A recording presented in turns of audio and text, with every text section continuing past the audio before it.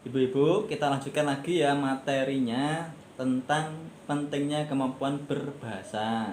Masih semangat ya?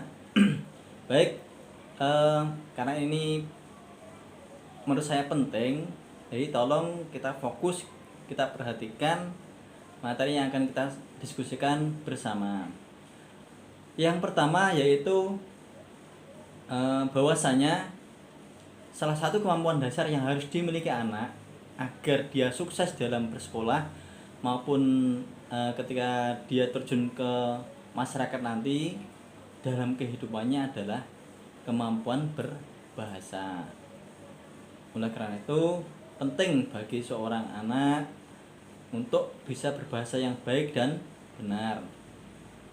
Kemudian kemampuan berbicara juga bisa memahami apa yang disampaikan lawan bicara yang mencakup simbol, gambar, ekspresi.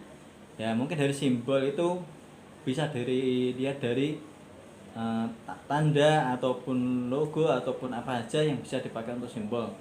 Kalau gambar ya kita tahu mungkin anak-anak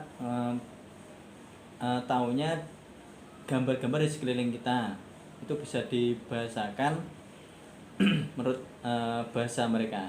Sedangkan yang satunya ekspresi, ya, mungkin dari sini bisa melalui ekspresi dari gerak-gerik kita ataupun juga mimik wajah kita dan sebagainya. Itu bisa mewakili kita dalam berbahasa atau berbicara dengan lawan bicara kita. Selanjutnya, melalui bahasa juga anak dapat menyampaikan pendapat kepada orang dan lingkungan sekitarnya dan juga menerima pelajaran dengan baik.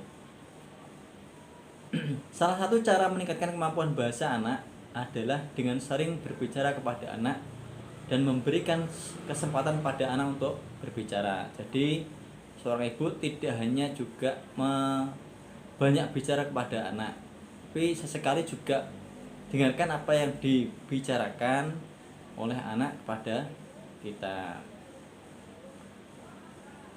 Selanjutnya, saat berbicara kepada anak, orang tua dapat menggunakan bahasa daerah atau bahasa sehari-hari, karena dengan demikian akan lebih mudah memahami apa yang terjadi di sekitarnya. Contoh, kalau di sekitaran kita mungkin bahasa yang lebih kental dipakai adalah bahasa Jawa Kromo atau Kromo Inggil atau Ngoko. Jadi bisa pakai bahasa itu. Sampun, dereng, misalkan ditanya atau anaknya ditanya sampun dahar mau dereng, sampun iya mau dereng, dan sebagainya. Selanjutnya, selain itu anak juga dapat melihat dan menghubungkan bunyi atau kata yang diucapkan dengan tulisan dan benda yang dilihatnya. Contoh, kalau kita tahu ini adalah botol, mungkin anak akan menunjukkan ataupun bertanya kepada kita apa yang dipegangnya. Nah, kalau contoh seperti ini kan kita tahu, kita sampaikan juga bahwasanya ini adalah sebuah botol. Selanjutnya, dalam penggunaan bahasa daerah juga dapat menjadi cara orang tua untuk melestarikan adat, budaya, dan mewariskannya kepada anak-anak sebagai generasi penerus.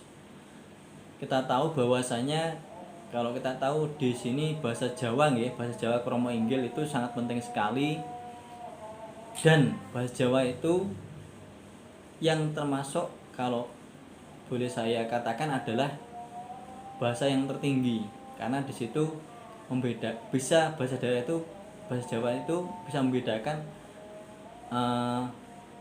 bicara dengan sebaya, bicara dengan orang tua, bicara dengan yang lebih muda, dan lain sebagainya. Itu ada tata caranya sendiri-sendiri berdasarkan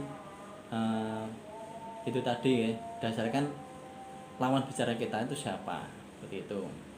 Sampai di sini cukup ya Ibu ya. Saya kira nanti bisa dipraktekkan di rumah masing-masing. Terima kasih. Sekian, assalamualaikum warahmatullahi wabarakatuh.